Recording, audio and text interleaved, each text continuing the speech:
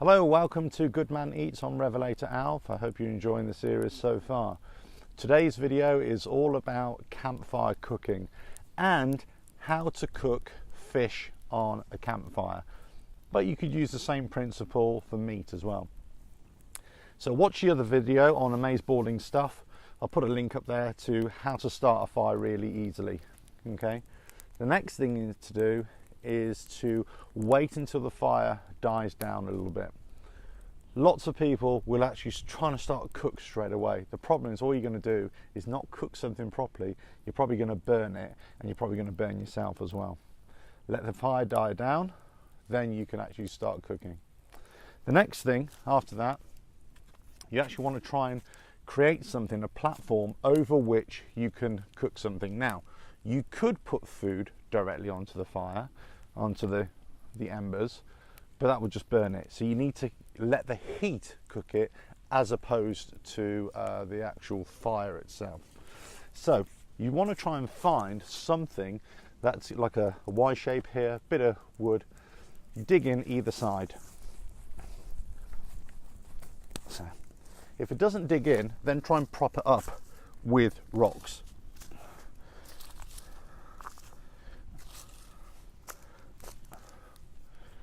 Okay. Then you really need to let this die down a little bit. So let's come back in about 20 minutes or so, let it all die down.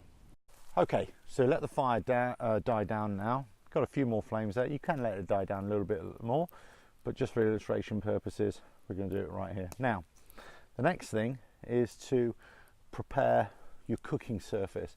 It depends what you're cooking. If you need something to relatively slow cook, then you need to elevate it above the fire, above the flames especially, because otherwise it's just going to burn. If you can wrap something up in foil, for example, you have that to hand, let's say jacket potatoes, whatever, then you can just wrap those up in foil and put those in the embers or nearby. If you've got tins of beans, for example, put those nearby. They'll start cooking away quite easily. So you don't have to elevate everything. However, meat and fish, you need to lift it up, or certainly keep it away from the fire. So let's say if you have a rock, for example, or a high rock, then you can lean up a twig, skewer the meat, for example, lean it up over the fire, something like that, but then you're going to have to rotate it round as well. Okay, so that's another way of doing it. However, I've already prepared my Y shapes here.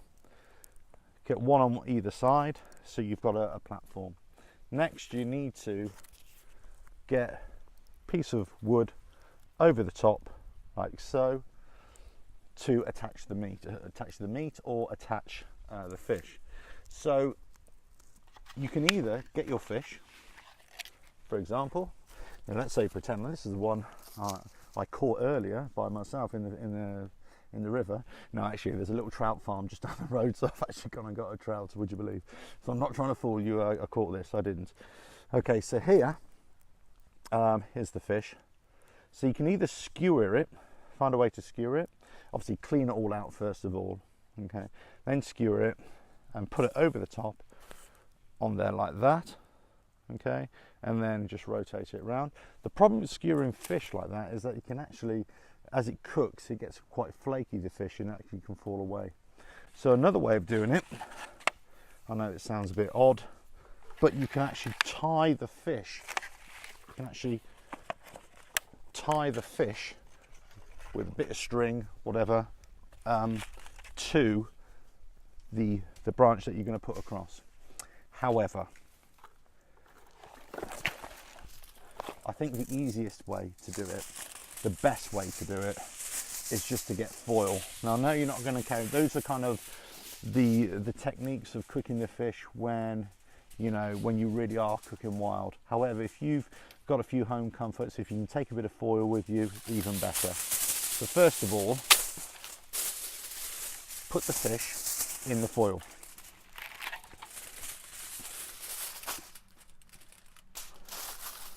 Wrap it up.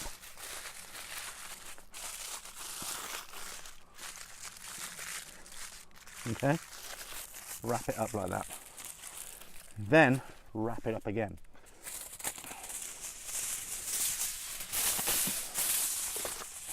Like so.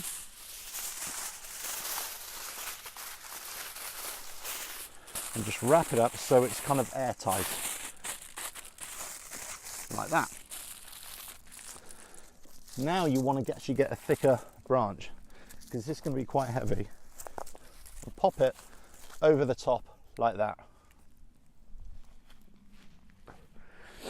Try not to get smoke in your eyes as well, just like me. Okay, so the next thing to do, you can either just rest it over like that, okay, try and balance it, but it could easily fall into the fire. The other way is to actually tie it to the stick. You could do that, or you could try and make a handle out the foil over it.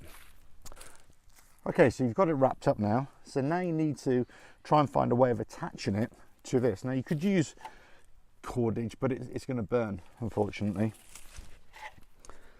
So you need to try and make a handle. So you can actually make a handle with lots and lots of foil. So double it up.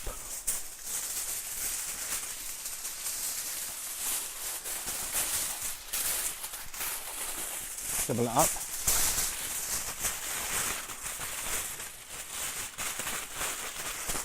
Roll it up into a ball,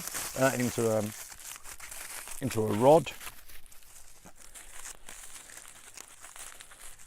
Put it over here like this. Then attach it to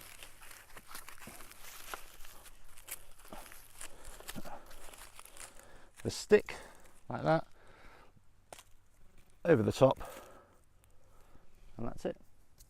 Cooking. So the foil will just keep it there, no problem.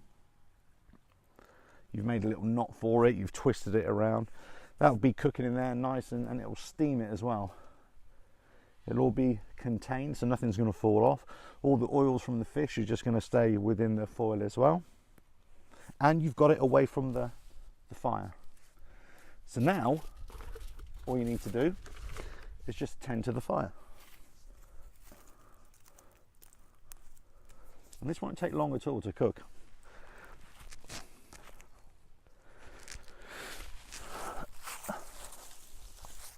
So all we're doing is add small bits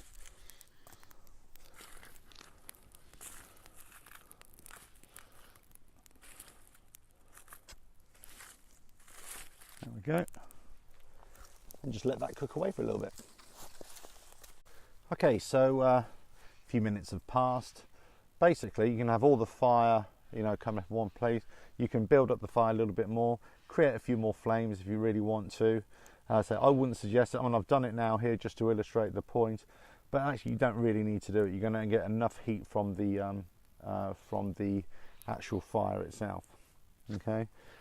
If you wanted to burn something off, you know, give it a bit of a crispy coating, you know, on your meat or whether on your fish, yes, obviously you can do this as well. But if you just want to cook something and cook it properly, no need to do it.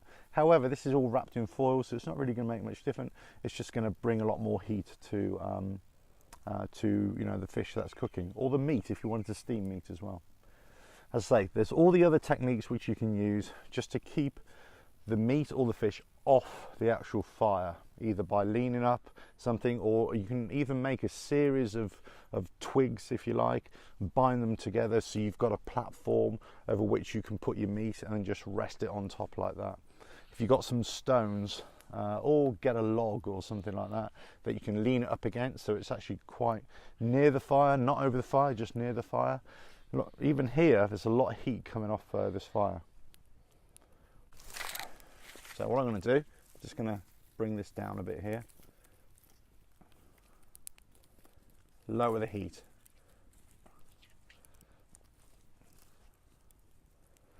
Now if you think all the heat is going on one part of your meat or the fish, then just move it along here as well. It's very adaptable, very easy to, you know, cook. And so here, if you've got just like starting the fires, you know, with the Amaze Balling Stuff video, which I'll put up for you as well, you know, just make life really easy for yourself. If you've got stuff like this, foil, then use it. It's an amazing, you know, bit of kit. If you haven't, then obviously go to the more traditional techniques. But fish is one of those funny things to cook, really, because it gets quite flaky, so you could lose it all in the ashes. So you want to contain it. Either build a platform and lie it on top of it, keep it away from the fire, or do something like this. If you're going to skewer it, keep it high, and then you're going to have to find some way of attaching it to the stick as well. Maybe get some, if you can buy some wet weeds, stalks, wrap that around it, that kind of thing. This won't take long now. Right, okay, so the fish has been cooking for about 20 minutes or so. Now the question is, how long do you cook it for? Well, I would say at least 20 minutes. I mean, it will cook really quickly, especially within there, and that's quite an intense heat still on that as well. So I would say 20, but if you're unsure, just leave it for 30 minutes, 35 minutes. Actually, the beauty of having it within the foil is that it's still going to be nice and juicy. If you have it over the fire, then you'll have a much better idea of how long it's going to take to cook, because you can actually see it in the foil, you know. But I would say 20 minutes, it should be absolutely fine. Right, that's been on there for 20-25 minutes now. Let's take it off. So I've got a plate here, but you know, I'm not going to use the plate really. Take it off here. Now, one thing you have to be aware of, obviously this is going to be really hot, so just make sure before you dive in you touch first, just to see how hot it really is. Then discard that. Now I've got a lemon to add a bit of flavour. You could do that, you don't need it, of course.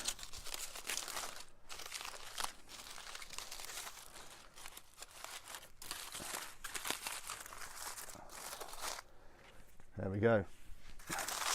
Beautifully cooked fish. All we need to do, a bit of lemon on it.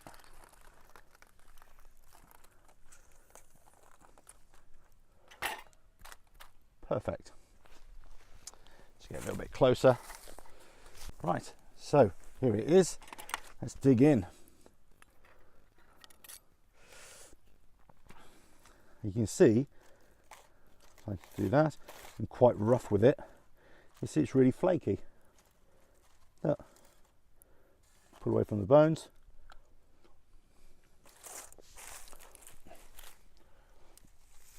And that is really nice. Dug in again.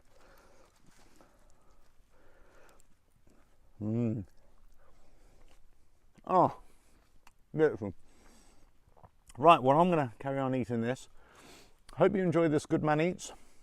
How to cook on a campfire, either fish or meat, but how to cook fish really, this one. Hope you enjoyed it. Please hit the like button, subscribe, and leave a comment below. You know, if you've got lots of tips about you know, how to cook as well on the campfire. But suffice to say, you know, if you've got the tools to make life easier for yourself, use them. You know, foil, that kind of thing. If not, just keep whatever you're cooking away from the flames, away from the actual heart of the fire. And you know, so you're just letting the heat of the fire cook it as opposed to the flames of the fire. And try and keep it away from the ashes, of course. Leave it on there until it's cooked through, you know, really cooked through. And then just have some good eating, you know, whether simple food or whether you want to add just a few little extras to it just to make it a bit more tasty.